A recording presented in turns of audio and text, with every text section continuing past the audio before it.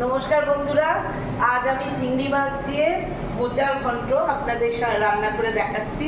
আপনারা পুরোটা স্কিপ না করে দেখুন, আশা করছি ভালো লাগবে। এভাবে রান্না করে খেয়ে দেখবেন, ভালো লাগবে।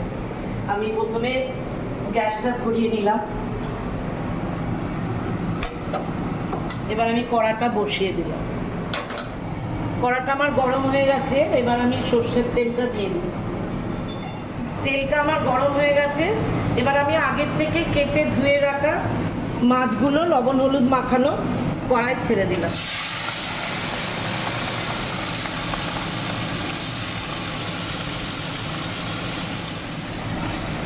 চিংড়ি মাছটা আমার ভাজা হয়ে গেছে, এবার আমি চিংড়ি মাছগুলো তুলে নিলাম।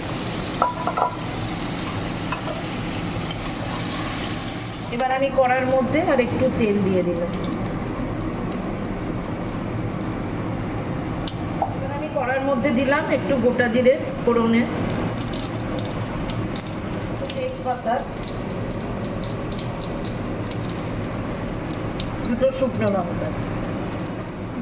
এবার আমি এর মধ্যে আলুগুলো, ধুয়ে রাখা আলুগুলো ছেড়ে দিলাম। এবার আলুগুলো আমি একটু ভাজা ভাজা করে নিচ্ছি। এর মধ্যে আমি দিলাম হলুদের গুঁড়ো পরিমাণ মতো, এবার দিলাম লবণ।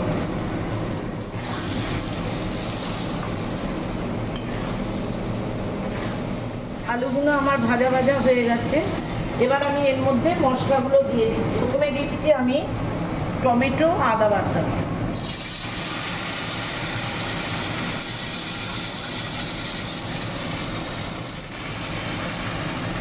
এবার আমি এর মধ্যে গুঁড়ো মশলাগুলো দিয়ে নিচ্ছি। দিলাম 1 চামচ ধনের গুঁড়ো, 1.5 চামচ মতন ধনের গুঁড়ো, জিরের গুঁড়ো দিলাম আমি 1 চামচ মতো, লঙ্কার গুঁড়ো দিলাম আমি এই ছোট চামচে 2.5 চামচ মতো, এটা পরিমাণ মতো দেবে। আর দেবো একটু চিনি। মোচাটা আমি আগের থেকেই ধুয়ে কেটে ভালো করে সেদ্ধ করে রেখে দিয়েছি। ওই সেদ্ধ করাটা আপনাদের আমি দেখালাম না, ওটা আমি করে রেখে দিয়েছি। ওটা যাতে পুড়ে না যায় তার জন্য আমি মশলার বাটি ধোয়া জল একটুখানি অল্প করে দিয়ে দিলাম।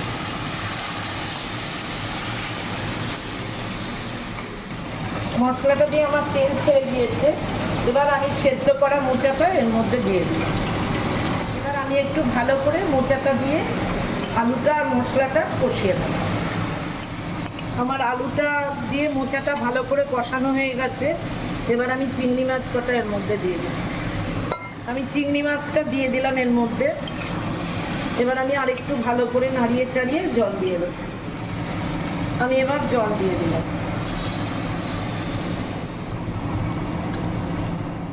এবার আমি এটা চাপা দিয়ে দিই। 15 মিনিট হোক, 15 মিনিট পর আবার আমি ঢাকনাটা খুলে দেখে দেবো। স্টিমটা একটু কমিয়ে দেবো। ঢাকনাটা এবার আমি খুলে নিলাম। এবার আমি এর মধ্যে একটু গরম মশলা দিয়ে দিলাম। এবার আমি এর মধ্যে 2 চামচ ঘি দিয়ে দিচ্ছি।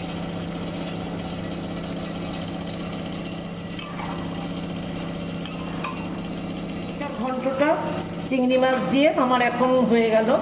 এবার আমি এটাকে ঢেলে নিচ্ছি। গ্যাসটা আমি এবার অফ করে দিচ্ছি। আজকের মতো এ পর্যন্তই, আবার দেখা হচ্ছে আগামী দিন নতুন কোনো রেসিপি নিয়ে। ততক্ষণ ভালো থাকবেন, সুস্থ থাকবেন। আর রান্নাটা যদি ভালো লাগে অবশ্যই চ্যানেলটি সাবস্ক্রাইব করে পাশে থাকবেন।